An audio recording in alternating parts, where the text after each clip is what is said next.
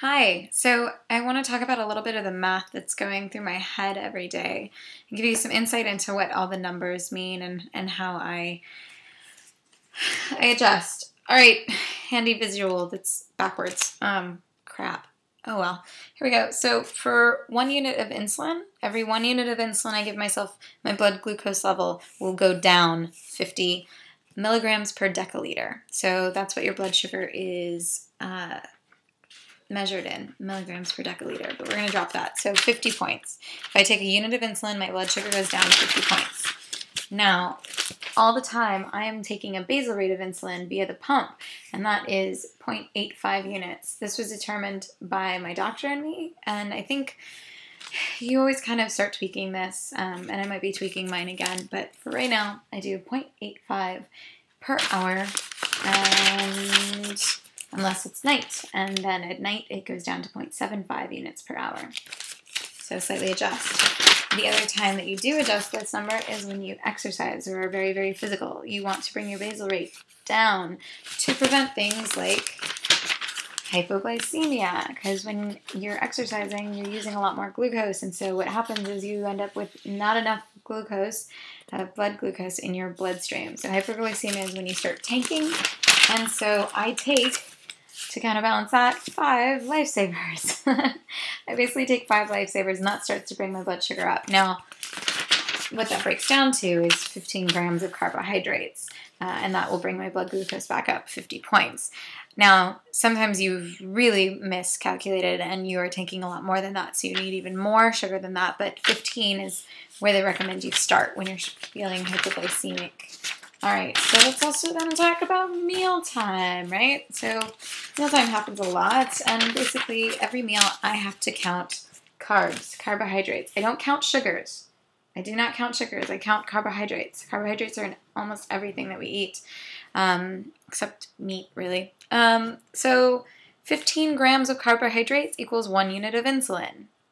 Yay! So that's the basic thing that I'm working off of, is 15 grams of carbohydrates equals 1 unit of insulin. Sometimes if a carbohydrate is very, very dense, I will use an equation of like 12 grams instead of 15. And one of the reasons why is that they break down faster, and so you need more insulin sometimes. And it's because not all carbs are created equal, ever. So, it's the difference between like pizza versus a salad. It's going to take a lot more insulin to break down pizza than it is going to be a salad, and you want to do those numbers right.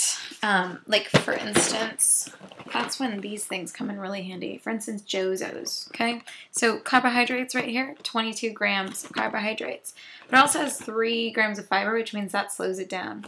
But then the thing is, most of the time, I'm going to have more than a cup. So I kind of have to like stare at my bowl of cereal and go, okay, I think that's about 30 grams of carbs, or factor in the milk and everything else. So it kind of gets crazy. But then things like vegetables are awesome, because vegetables have really, they're basically all carbs, but this is like 2 medium stalks of this is like 5 grams celery. It's good to know. But things like tuna, is 0 grams of carbohydrates.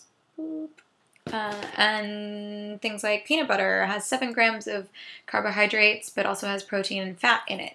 Now, the interesting thing about why I'm showing you all this is, everything's got a different carb count, and then you throw it all in your stomach together. I'm not suggesting that as a meal, but, meals consist of many, many things, and those things all work together. So I'll use this analogy. So a slice of white bread and a bowl of ice cream, right?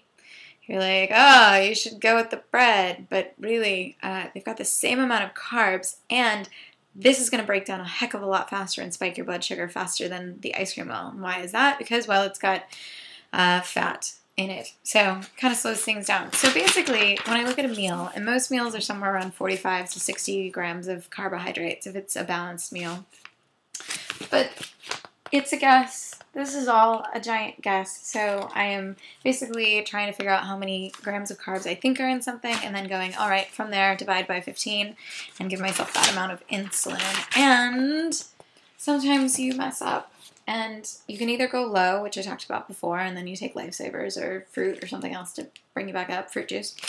But then you can end up with hyperglycemia, which is high blood sugar. So that's when you go over. So you haven't given yourself enough insulin. And what I use math-wise for then is I use, for every 50 points I'm above where I want to be, I give myself a unit of insulin. Now, the scary thing about this is that you have to make sure you factored in when you ate and when you give yourself insulin. That's important because insulin works from like 15 minutes through like 4 hours, you know, sometimes even 6, so it can still be in your system working on things. It's kind of amazing. But yeah, it's all one big giant guess.